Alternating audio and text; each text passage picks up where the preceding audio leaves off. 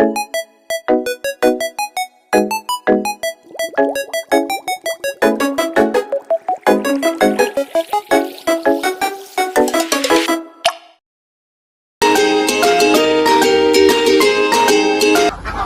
warahmatullahi wabarakatuh. Kami dari kelompok 2 akan mewawancarai Bapak yang di samping saya ini. Bapak namanya Mas Ibon. Untuk pertanyaan pertama, hewan apa yang Bapak budidayakan? Saya membudidayakan bebek petelur. Nah, jadi ini sistemnya kandang kering. Jadi kan kalau untuk peternakan bebek itu kan ada dua, ada yang sistem kandang kering, ada yang kandang basah. Kalau yang basah kan biasanya di dingon lah, dilepas gitu ya. Tapi kalau untuk yang kandang kering itu kan nggak dilepas, cuma di kandang terus, cuma kita rutin kasih pakan. Untuk pertanyaan kedua, mengapa Bapak memilih hewan ini?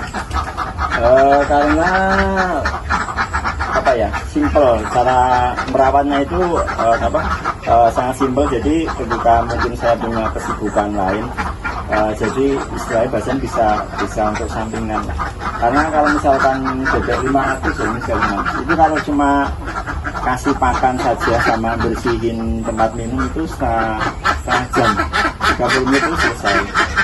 Kalau sore kan cuma ngasih pakan kayak itu paling biasa 15 menit lah. Jadi kan waktunya singkat gitu, tidak terlalu memakan waktu. Dan dari segi hasil juga kalau pas harga telurnya bagus juga lumayan lah buat tambahan gitu. Terus yang ketiga, bagaimana cara Bapak memperbanyak jumlah hewan ternak? Ya untuk populasi kita ya tentunya kalau untuk memperbanyak tentunya modal ya. Kalau ada modal itu kita mau ternak berapa pun bisa. Tapi intinya kan kalau di sini kan sistemnya bertahap. Jadi kalau misalkan kita pertama ternak mungkin 300, nanti ketika nanti sudah ada hasil bisa dikembangkan. Jadi intinya dari hasil telur itu jadi keuntungan dari ternak. Yang pertama nanti dijual untuk bikin yang baru lagi, bikin yang bibit yang baru lagi. Nanti kalau sudah tua juga kan dijual kan, biasanya kalau sudah 1 tahun itu kan dijual. Nanti kan masuknya ke rumah-rumah makan, nanti sudah ada yang ngambilin sendiri itu kan. Untuk pertanyaan yang keempat, apa faktor yang mempengaruhi pertumbuhan hewan ternak? Ya, yang faktor yang mempengaruhi ya jelas karena pakan.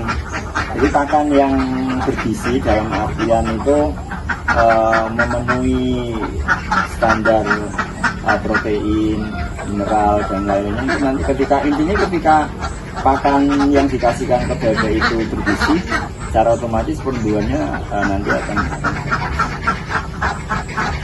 Selanjutnya untuk pertanyaan yang kelima, kendala apa yang Bapak alami selama membudidayakan hewan ini? Kendala biasanya gini, ketika harga pakan naik dan harga telurnya turun, jadi secara otomatis kan minus biasanya itu. Kalau untuk yang lain kayaknya untuk sementara sih belum. Jadi untuk pemasaran kita mudah karena untuk telur sendiri itu sudah diambil dari yang masakin pakan. Jadi yang ngambil telurnya itu yang nyetok pakan di sini. Jadi untuk pemasaran telur sekarang nggak ada masalah. Ya paling kendalanya itu ketika harga telur turun, tapi harga pakannya naik, jadi minus gitu kan.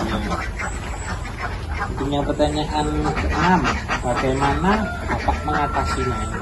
Mengatasi gimana? Kendala. Kendala biasanya untuk mengatasinya gini, kita ketika minus gitu ya, ketika minus kita bon pakan dulu sama juragani. Nah nanti ketika harga sudah stabil, sudah normal, berarti nanti tinggal dipotong dari pengelola. Jadi kalau misalkan bebeknya cuma 50, berarti ya sehari 7 kilo gitu. Karena untuk rata-rata satu bebek per hari 1,4 ton.